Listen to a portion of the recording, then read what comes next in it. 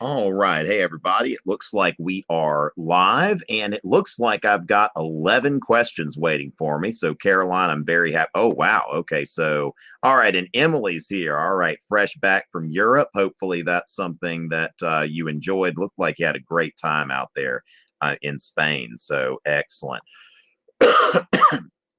All right, so let's go ahead. Now, the focus area tonight is going to be on the Industrial Revolution, but of course, we can take questions, and especially if they're getting upvotes, I don't mind answering questions about other things. Make sure to stay hydrated, kids. All right, so as far as that goes, let's go ahead and see. Caroline, looks like you're getting some upvotes. All right, so let's go ahead and start, first of all, with the revolutions of 1848. Okay, so as far as the revolutions of 1848, ladies and gentlemen, this is effectively the end of what we refer to as the Age of Metternich, okay, that where the Congress of Vienna established a pretty lasting peace, okay, as far as Europe, which, remember, during the Napoleonic Wars, Jefferson, I always use this term, I use it a lot because I love it, that Jefferson referred to Europe as an exterminating havoc.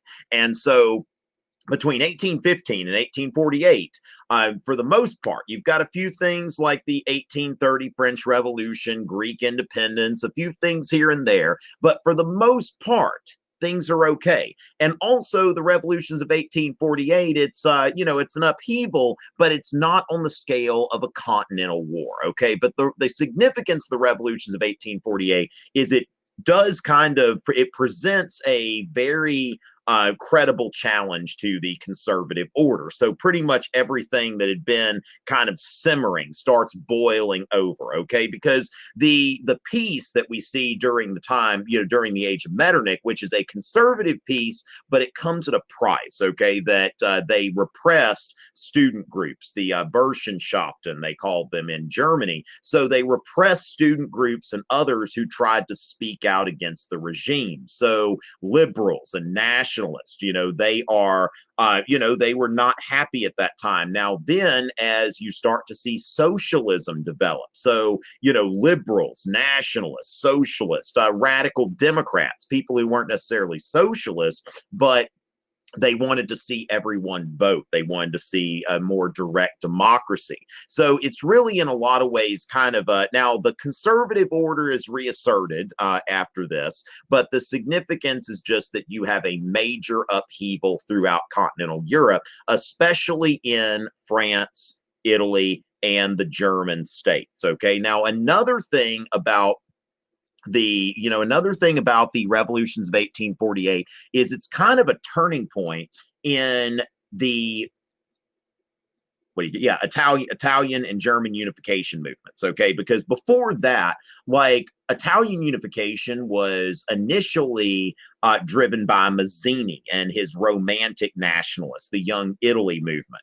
And so what happens here is the revolutions of 1848, it's like Garibaldi was in with Mazzini, in this, this whole, they're like, we're going to go and we're going to take Rome and we're going to create a united Italy because we love it and it's so beautiful. And then it was repressed by conservative forces, even some French forces coming in to help out, some Austrian forces going into northern Italy. And Garibaldi realized that if Italy is going to be unified and Italy is going to be freed from foreign dominance, that he was going to need to find somebody who was more pragmatic. So you see that alliance later between Garibaldi and Camillo Cavour, who was, in a lot of ways, they call him kind of the Bismarck of Italian unification. Now, in Germany, you had the Frankfurt Parliament, okay? So the Germans decided to come together and they decided, okay, we're going to, and this is the first part of my German unification lecture, if you want the context there, but, they were trying to unite Germany on the basis of liberal nationalism, and that ended up being a failure. So Germany was not united on the basis of liberalism. Now, remember that Bismarck later said that the fate of Prussia and Germany is not going to be determined by its liberalism, but by its power. And that's where he goes for that blood and iron strategy, that this isn't about, going and creating some legislature and creating a constitution. This is about creating a German nation with Prussia as the dominant power. So I would say definitely don't forget about this as a turning point in the unification movements in Italy and Germany. So, and with that, now remember also that Britain and Russia did not experience revolutions in 1848 for two different reasons. Okay, Britain's government was more responsive, and so as far as that, thank you, Caroline, and Britain's government was more responsive and passed laws such as the Mines Act and the 10-Hour Act, trying to curb some of the abuses of the Industrial Revolution. They repealed the Corn Laws, which were very unpopular protective tariff on foreign grain. And so with that, and thank you very much, Alyssa, y'all are so kind to me.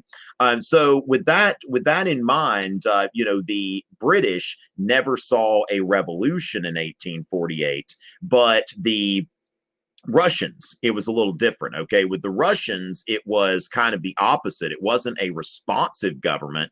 It was a repressive government. Thank you, Dylan. And so Russia in the Decembrist Revolution, or the Decembrist Revolt. I'm sorry, it wasn't a revolution because it wasn't successful. In the Decembrist Revolt, what you had there was basically some army officers stirred up some people, and they were that was put down very decisively. And so in 1848, people in Russia are like, you know what, I kind of like not being executed. So I'm just going to, just going to kind of lay low. So remember, I've got a 5-part video on the revolutions of 1848 if you're interested in looking at that on YouTube. All right. And as far as, okay, thank you very much, Dylan, because the Atlantic revolutions, what are we talking about? Okay. So the American Revolution we're talking about there. And okay, we'll just let Dylan, it looks like Dylan got a good answer to that. So I'm just going to go ahead and we're going to call that a day with that one. Well, wait, I'm not sure what I did there. All right. So as far as that goes, I'm not okay. So yeah, so we'll just for right now we're going to leave that one alone. And then, so most important pieces of reformative legislation. So as far as that goes, now, Emily, there are two things that I've mentioned before, and I would say that, I think that the Mines Act, which kept children under 10 from being put in the coal mines, I think that was a very nice piece of reforming legislation. Now, another thing, look at some of these 10-Hour Act. Now, Act also passed in the 1840s. These were, the 10-Hour Act said that women and children could not be than 10 hours a day. Now, another component of those pieces of legislation, I was just working with a client yesterday looking in the Spielvogel text, and part of that legislation as well was that any children that were employed in these factories or these mines, they had to get 2 hours of not only could they not work more than 10 hours, but they had to get 2 hours of elementary education in a day. So you start to see that, this transition to where, okay, children are not, just to be used. And I mean, you got these kids going in the mines, the small children, and, just developing these black lung and just these terrible diseases. And, it's just terrible. And so these pieces of legislation, I think, are very important. Now, also, if you want to go to the second industrial revolution, I would look at Bismarck's reforms, where, the so-called state socialism, where, you've got the, what do you call it? Yeah, the accident insurance, old age pensions, and and health insurance. And so these things, I think, Germany with Bismarck, you're seeing the first European welfare state, which of course that's something that has become a fixed feature in Western democracies, having that safety net for people who have fallen on hard times and are down on their luck. And so with that, let's see. 18th century in light. Okay, now Caroline, you're spamming me here. Come on now. Actually ask a a question. Okay, let's ask actual questions. Okay. So as far as that goes, wow, Emily, you're yeah, I think Tejas, we'll go with that. Okay. Now, how quickly and effectively? Now, it really depends on, where we're talking about. Okay. So France really remained rural well into the 19th century. And still, France, even, I was, just going through France over the weekend, and it's really amazing. Excuse me. All right. Make sure y'all sleep and drink water, kids, because you don't want to get a cough. It takes like 3 weeks for me to shake this thing off totally.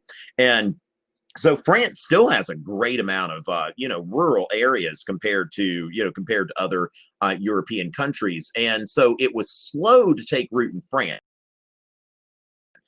Did this, very, very quickly. All right. The industrialization, once Germany started industrializing, went pretty rapidly. Now, in the second industrial revolution, which you're going from about 1850 to 1914, by the time World War I came around, Germany and the United States had both eclipsed Britain as the number one and number two, the United States being first, of course, yay, America, but the number one and number two industrialized powers. Okay, so by the time World War I starts, Britain has gone to number three, and France was, I believe, a distant fourth. Okay, and so, as far as that goes, it just depends on what country, but we do know that it is important to understand that the Prussians, and then, of course, the Germans who get, basically Prussia gets incorporated into Germany, yada yada, that goes into the Franco-Prussian War. So if we look at the Franco-Prussian War in the 1870s, then we see a war between a country that embraced industrialization, that the Germans were like, hey, this is going to make militarily successful and increase our position in Europe, and then France, which had never fully industrialized on that level. And, the Germans just basically steamrolled over the French in a very short time. So as far as that goes, I think it's more important to, just most important to note here that we see that Germany industrialized much more rapidly than France. Okay. Let's see, how is it to know inventions? Now, I would say, like, not necessarily all of them or anything. Focus on one or two. And, I think that the names of the inventions typically, I mean, for somebody, I'm just starting teaching APUSH like I did first semester Euro, because we're on a semester schedule this year. And first semester Euro, second semester APUSH. And I was explaining to my students, like, how easy it is to write like an LEQ that'll give somebody a throw, okay?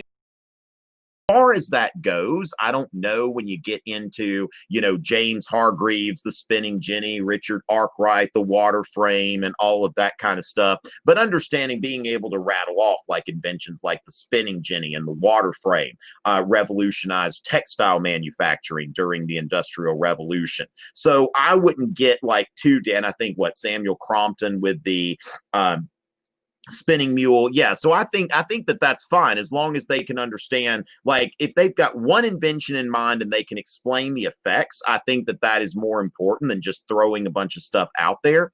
But if you've got a student that's especially gifted at this, I think it certainly doesn't hurt. But I think that, yeah, the names of the inventors, for a course like this, an exam like this, I would say that those would be a limited use. But I think that a student knowing like what the spinning jenny is, I think that much is at least important. Okay, Emily, you're killing me with some of these. Like, we're getting into middle class quote culture, working class culture. I don't see a lot of context there. So let's see, what was the reason for the Romantic movement? Okay, so Carter, the reason for the Romantic movement. Now, there are two things. That Romanticism is a reaction. Okay, we've got in European history, and really all history, you've got forward-looking movements and backward-looking movements. And so when you look at liberalism, for example, classical liberalism, very much a forward-looking movement. Classical liberals pretty much picked up the banner of the Enlightenment and kept carrying 19th century. Okay, so the classical liberals took these values and they're valuing, Adam Smith's laissez-faire economy, industrialization, that they want more freedom, let's have, press freedom and free speech and the separation of church and state.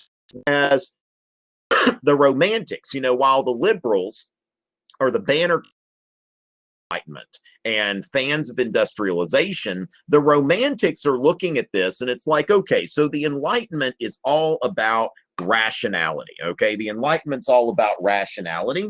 And, when it comes down to it, we're not really that rational of people. Like when it comes down to it, we make most of our decisions based on emotions. Okay, which, of course, any of you who use social media, like we, where it was just,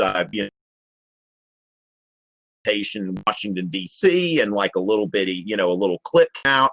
And it wasn't like people reacted to that with and all of that kind of stuff. It was really just like, we as human beings, operate on an emotional level. Like we don't instinctively wait for a lot of evidence. We don't really have minds for just to get into the sciences and stuff like that. So when it comes down to it, the Romantics are like, what about emotions? What about this and that?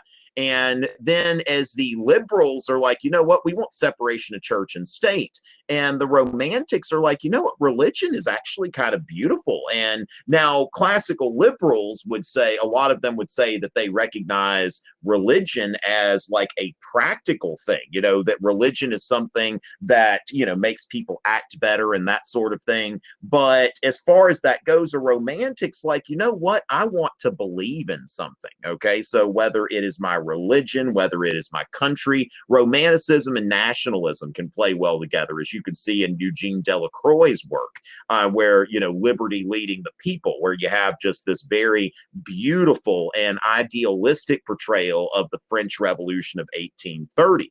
And so the Romantics also see industrialization, that people are moving into these cities and these cities are filthy and they're dirty and people are getting away from their rural roots. Okay, so it's like when you go back before the Enlightenment and the Industrial Revolution, Europeans are living largely in rural areas, eating food that they grew themselves, or that somebody in their community grew for them. They're religious. They're going to church to pray, and they're being married and buried and all of that kind of stuff.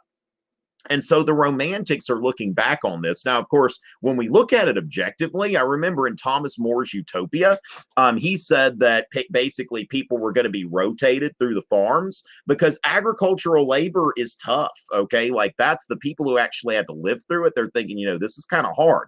And so in Thomas More's Utopia, everybody rotates through the farms. Now, if somebody wants to stay there, then that's fine. Okay. If somebody wants to stay there, then they can do that. But, this was not like just a life of plenty necessarily all the time. But the Romantics, they look back and they're like, look, wouldn't it be nice to go back before all these filthy, dirty cities and these factories and the secularization, okay? Because that's the thing. There are a lot of beautiful things about religion. Emily, you were just in Spain and had some beautiful church pictures, and it's like, what's happened to all of that kind of stuff, and then of course Romantics, when you think about romantic love and the idea of childhood, that children should be playing, they shouldn't be working in factories, like these liberals seem to be okay with.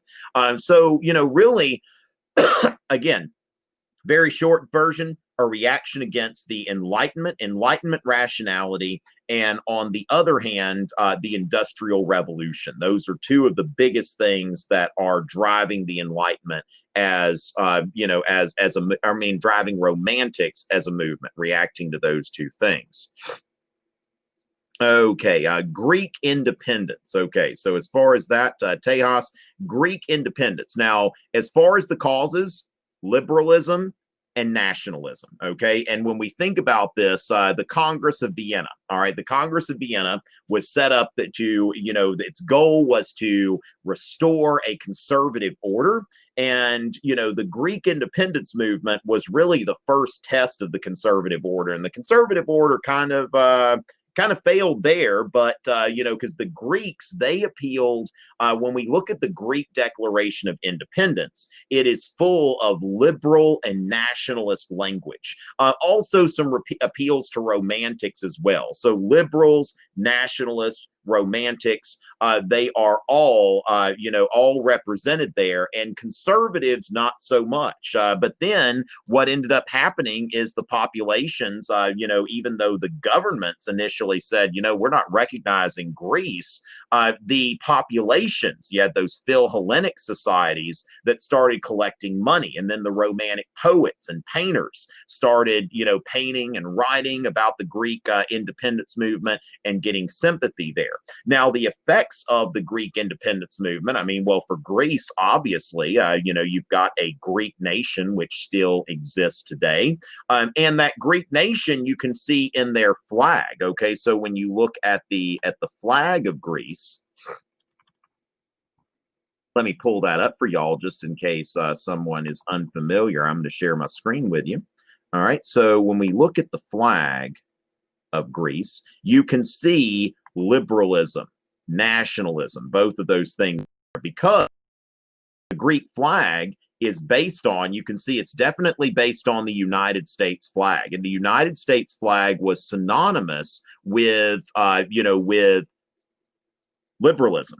Now, then in the corner here, you see a cross. Okay, so at the same time, you see that Greek nationalism. Now, when it comes to nationalism, the most important thing is always language. Okay, which when you go to another country, it's always very interesting, because I had to take an Uber a few days ago when I was in Europe. I tell you what, if any of you are teachers, Scott's Cheap Flights, if you're not on that, like, get on that. Like, it is incredible. Like, I got this round trip flight in and out of Atlanta for just like crazy. Okay, and so as far, but that's just something. It's out there. It can change your life. So as far as that goes, I mean, I got in the Uber and I asked the guy if he spoke English. He asked me if I spoke his language, and we didn't. We rode in silence. Okay, so nationalism, essentially, it gives you an appreciation for it when you find yourself in a situation where you're like, this guy's probably a decent guy, nice guy, all of that kind of stuff, but I can't understand what he's saying. We can't communicate with each other.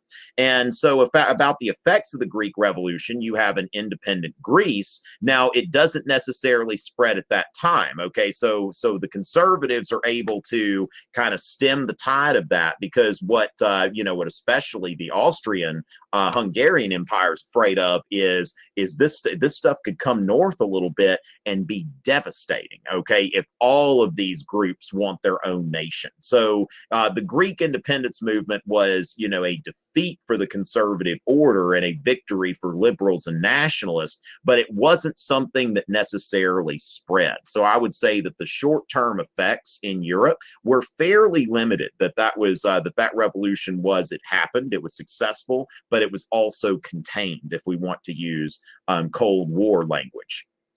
All right, so the effects of liberalism on society, or liberal ideals, I think was what I would say there. Okay, now, so liberalism is basically, this idea. Now, the closest thing that you're going to find to the classical liberals in the United States is somebody who calls themselves a libertarian. Okay, people who essentially want small government. They want little economic regulation. They want to be able to speak freely. They want a secular society. Okay, they want separation of church and state. They don't mind churches existing or people being religious, but they don't want the church to have a role in controlling the government. Okay, so as far as that goes, liberalism sought to have a society where people are not controlled by the government. Now, one thing, of course, that you see, and that's something that you're seeing today as something that's riling a lot of people up is that one of the things about liberalism is when you've got a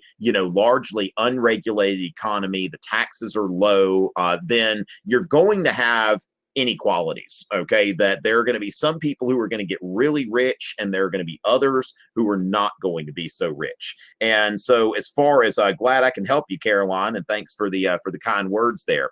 And so, for one thing, now economic progress overall, liberalism is the best recipe for that. Okay, so overall economic growth, I mean, the thing is, we could redistribute all the wealth and we could regulate things, but that's going to be at the price of overall economic growth.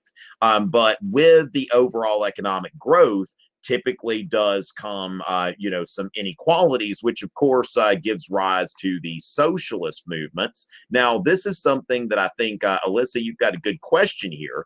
Now, socialism and communism. Now, imagine socialism.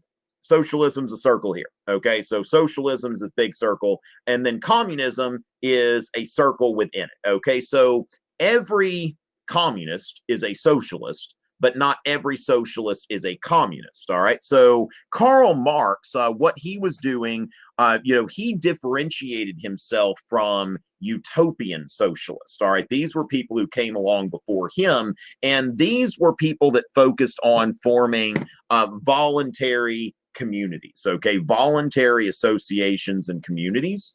And so this, they would just move out and they would create like a collective farm on their own. And really, liberals had no problem with this. It's like, if you want to go, I mean, there's Frederick Bastiat, who was a French classical liberal, who was writing around this time. And he said, yeah, if socialists want to go out and make their own collectives, then that's fine because they have the freedom to do that. But what they don't have the freedom to do is to force that on the whole group. So, classical liberals were very, very wary of socialists, especially, communism is, of course, a particular type of socialism. And Marx referred to this as a scientific socialism. It wasn't just like, hey, everybody, let's move out to the country and build a little collective farm and community together. This was, essentially Marx defined history based on a series of class struggles. Okay, so history is a series of class struggles. And with that, then we see patricians and plebeians in Rome, lords and serfs, nobles and serfs. And then finally you get to the point where you've got the bourgeoisie. Okay, the bourgeoisie have come out of the French Revolution, according to Marx, that overthrows the feudal system, and that starts this new industrial system where the bourgeoisie are the dominant class. And so they're exploiting this other class, the proletariat.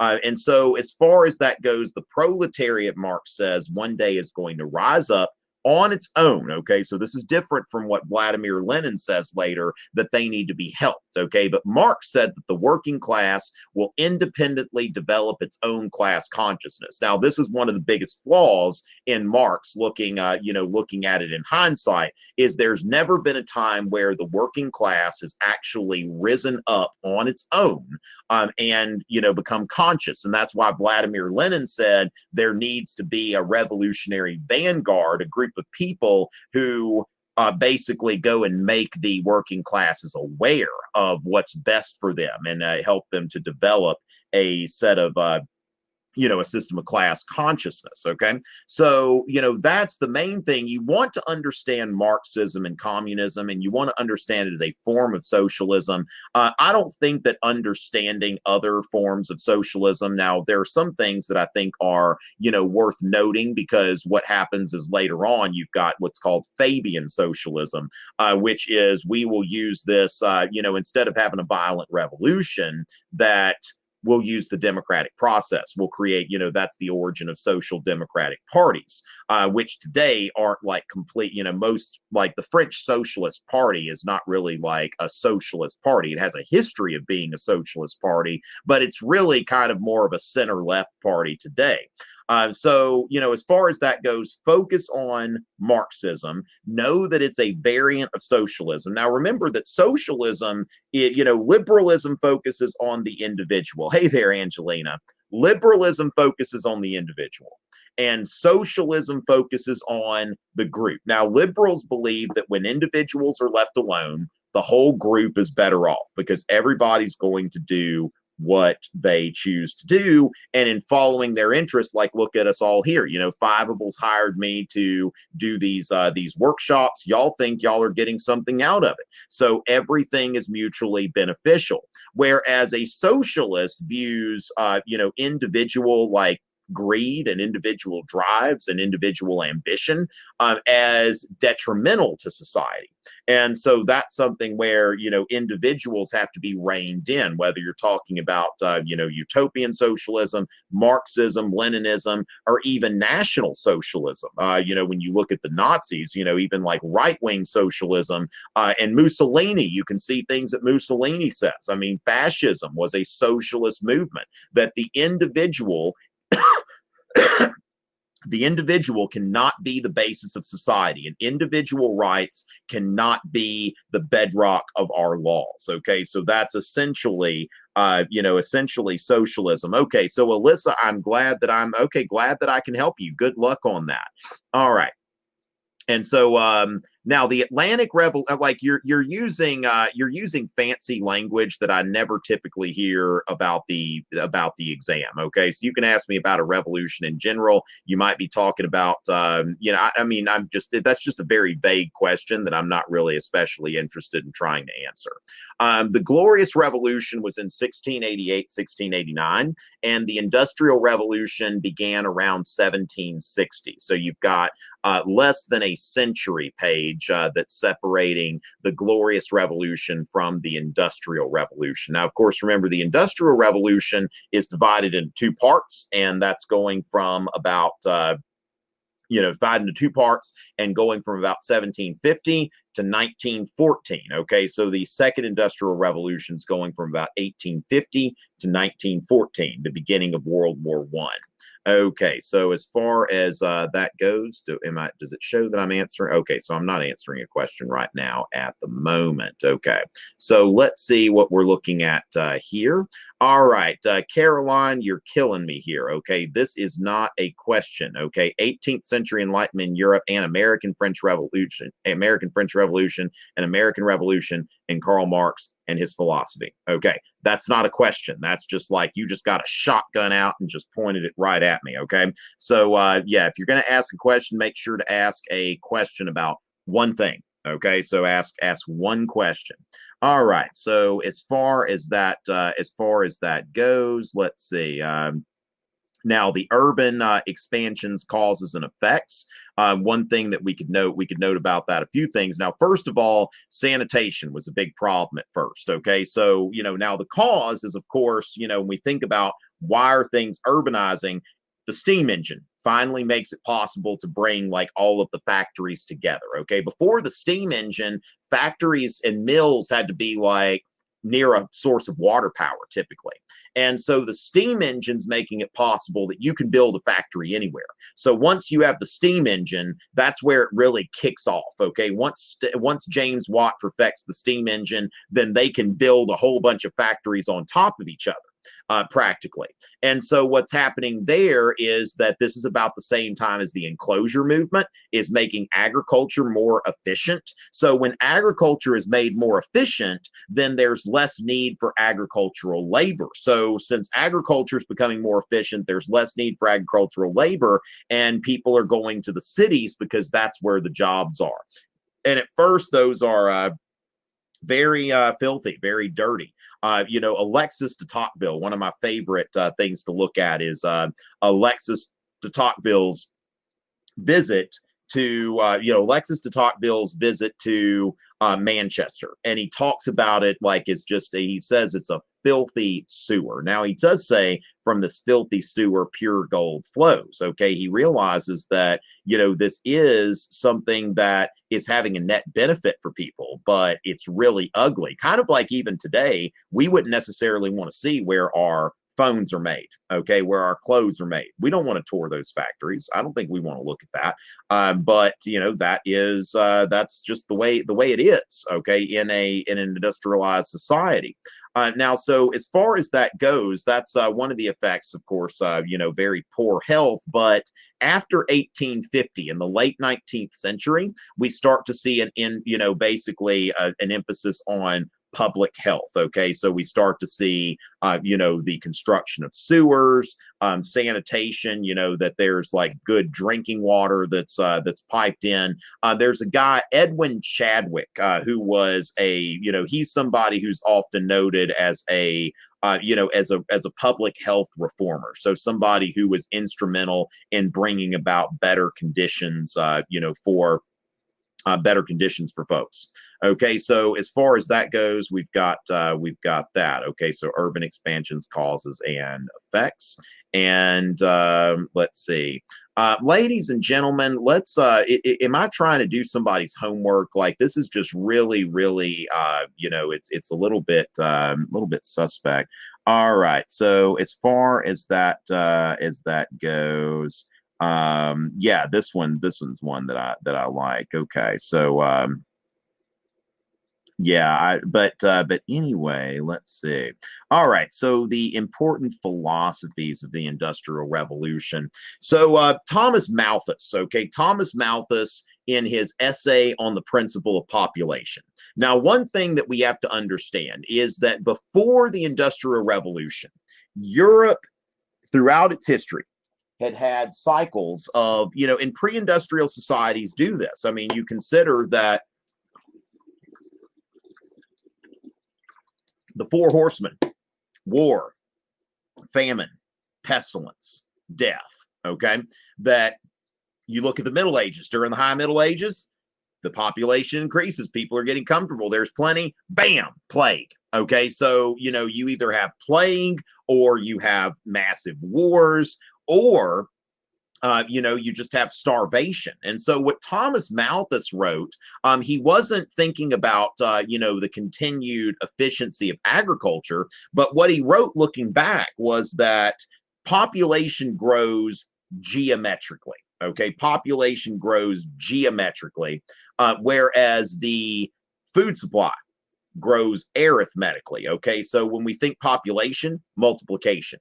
When we think food, addition. Yes. Okay. So it's like food's going like this, and then the population's going like this. And eventually there comes a point where there are too many people to be that can there are more people that can be supported by the food supply. And so Thomas Malthus said that if we don't do something to check population growth, then we're going to see, you know, essentially we're going to see mass starvation. Now, Thomas Malthus, what's important to remember about him is he was a minister. Okay, so he was actually interested in, you know, stopping. I mean, he's not some kind of like, you know, just heartless person that's just thinking, okay, well, let me, you know, let's write about this from the, you know, he's really trying to do something to help people and kind of warn people of what's coming. Now, David Ricardo. Now, the thing about Ricardo is, it's one of those things that's kind of like, the more I look into Ricardo, the less I understand him, and the less I understand like the clear connection between the whole like iron law of wages and such. But the thing is that, you know, Ricardo is typically associated loosely with this iron law of wages that says that, you know, wages are going to trend toward subsistence levels. Okay, that, you know, if you're trying to pay your workers more, then, you know, it's not gonna hold up in the marketplace. Now, another thing is that if you think about Malthus, okay, the conventional wisdom at the time, which was very convenient, okay, very convenient for people who are owning factories, is that if I pay my workers more, then they're just going to go home and have more kids. All right. That so if I pay my workers subsistence wages, then they're not going to go home and have more kids, and I'm actually doing society a favor because of this. Okay, so you know, Malthus's, you know, theories, you know, have some reverberation where people are like, you know what, I don't need to, you know, I don't need to pay people more, because that's just going to hurt society, and that's going to make people starve if I do that. All right, the June Revolution. What June Revolution are we talking about? So just remember, as far as that goes, James, like, yeah, what exactly are we talking about? June Revolution, where? Which tells me that this is something that is probably not going to be a huge thing on your exam if I'm not just recognizing this, just looking at it. Okay, so as far as that goes, we want to just go over a quick review of the isms. Now, remember that I've got, Lucia, I have a video on 19th century isms on my YouTube channel where I go through this in great detail. Okay. So, as far as that goes, the main differences now, conservatism essentially at that time, classical conservatism, we go back 200 years, and it is an attempt to preserve the old regime to the greatest degree possible. Okay, so conservatism, we want to preserve the old regime. But why preserve the old regime? Well, society is made stable by institutions. Okay, so aristocracy, the church, these are all things that make a society stable. Now, the thing is, the French Revolution, when conservatives in the 19th century looked back at the French Revolution, then what they're doing here is that they're seeing that, what did they do?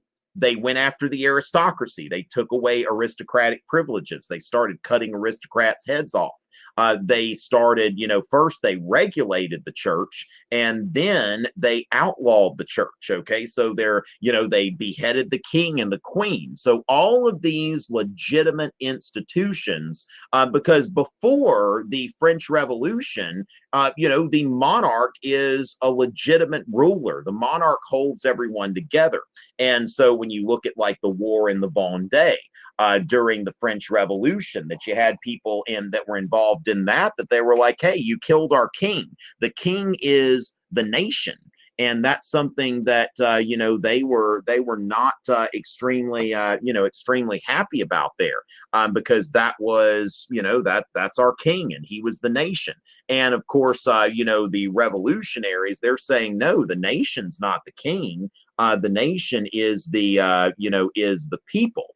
And so that's something that when we're looking at that, the nation is the people and not the king. So conservatism looks at those institutions and says that the French Revolution assaulted those institutions, and that's what ended up creating all of the chaos. Now, liberalism, remember, it's about making things, the nation to a liberal is a collection of individuals. And so that you want to make it to where the individual can live their life, an individual can live their life as freely as possible, okay, as freely as possible, with as little government interference as possible. And so that comes to supporting industrialization, limiting the influence of the church in politics, whereas remember, conservatives were very fond of that.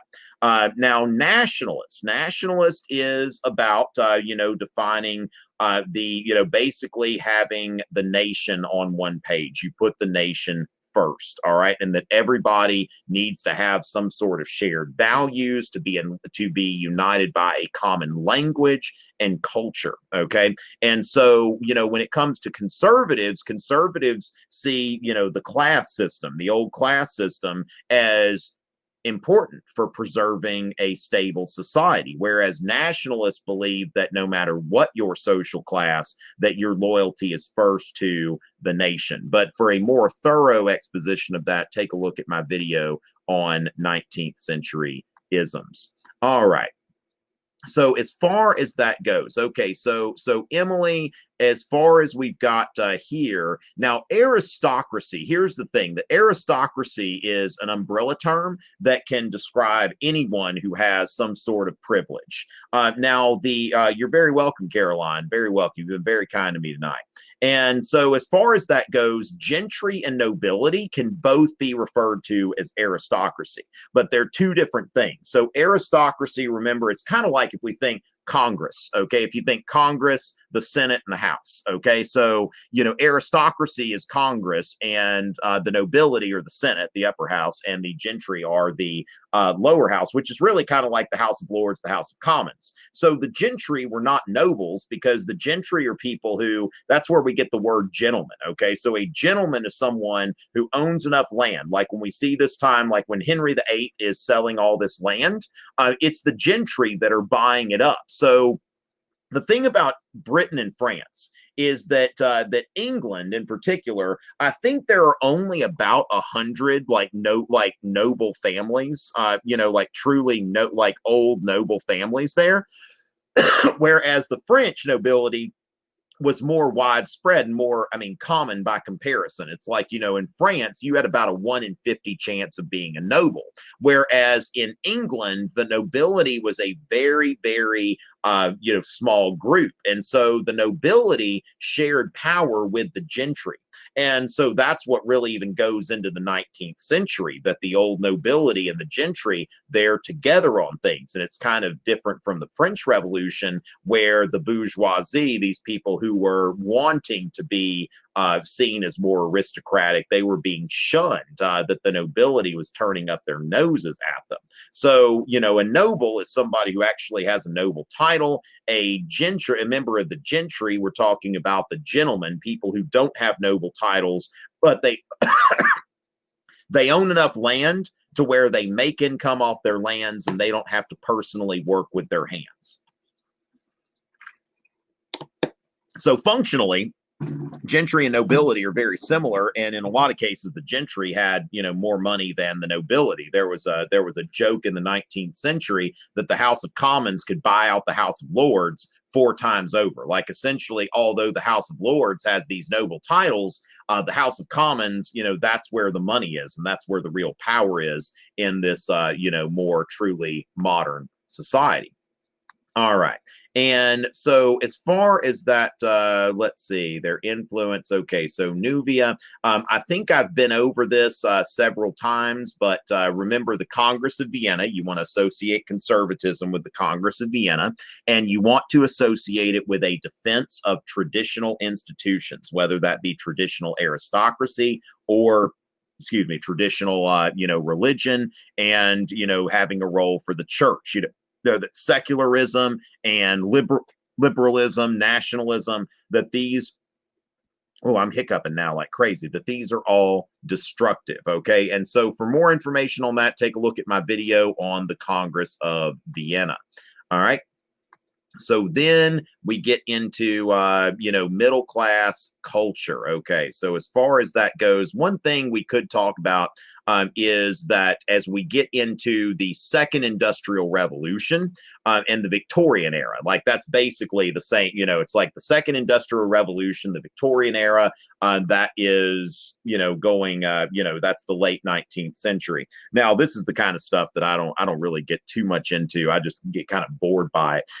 But it is something that's changing, because first of all, with railroads and steamboats, you can certainly see that it's easier to go places. Okay, so like the way that you just went to Europe before 1850, this was something that most people couldn't do. Like when Alexis de Tocqueville went to the United States, he went to Britain. Like not many people were able to do that. Like the only people who could make these journeys were people who were aristocrats. Like they had enough income to where they didn't really have to work. And, it's like, okay, I'll just travel all the time. But that wasn't something that just regular middle class people could do. So one thing you start to see is that vacations become a thing. All right. So people start to take vacations and holidays because you can just get on the train and you can go, or you can get on a ship and you can go. And so that starts to become a part of the middle class experience. And even today, that's something that, there are people in this country that live paycheck to paycheck. But when you look at, our country's middle class, they always, they love to go take a beach vacation or something like that, or a mountain vacation or a European vacation. That's something that is a staple of middle class culture. And it started during this time in the late 19th century. Now, of course, another thing is that as you start to see the Mines Act and the, you know, the 10-hour act, that it starts to become frowned upon for women to you know, for women to work in these factories, and it becomes like a status symbol to be able to, you know, have your wife at home and to put her, you know, on this pedestal as the goddess of the house, and to be this this virtuous home, you know, angel of the home, and all of that kind of stuff. Now, even working class families, because wages start going up in the late 19th century. So even working class families, if someone had, you know, if a man had, you know, a good job at the steel mill, perhaps he had enough money to support his family and for his wife to stay home. Now, not with the comfort of a middle class family necessarily, but still, you know, there were working class families that, you know, you start to see people living off of this one income. And it's important for, you know, students to understand that, you know, this whole thing with like women, you know, being in the domestic sphere and work and not working, you know, it's not something that's always been the case. Like, in agricultural societies, for example, you know, the man doesn't go outside and be like, hey, I'm going out to work on the farm. You stay here, woman, and cook and clean. No, the woman was going out in the farm. Like when you look at, you know, paintings of people at this time that were working out on the farms, you know, it's men and women that are out there. So in agricultural societies, there may be some divisions between like men's work and women's work, but the men and women were both cooperating together to work on the farm. It's really with the Industrial Revolution that, of course, you know, women have, you know, more nimble fingers. And so, you know, a lot of women were being employed in these mills because their fingers were, you know, their fingers were made for it. And of course, children, you know, because they can fit in those coal mines a lot easier than adults, right? And so as far as that goes, that, you know, children should be in school. Okay, so we start to see in the 19th century that, you know, children need to go to school. Also, you know, like sports and amusements. Okay, this is where we start to see like the advent of team sports and stuff like that are starting to come of age there. So that's, you know, those are several things that you might want to keep in mind about middle class culture, and really kind of similar to what you might have seen in the United States, you know, around the same time as well. All right. I'm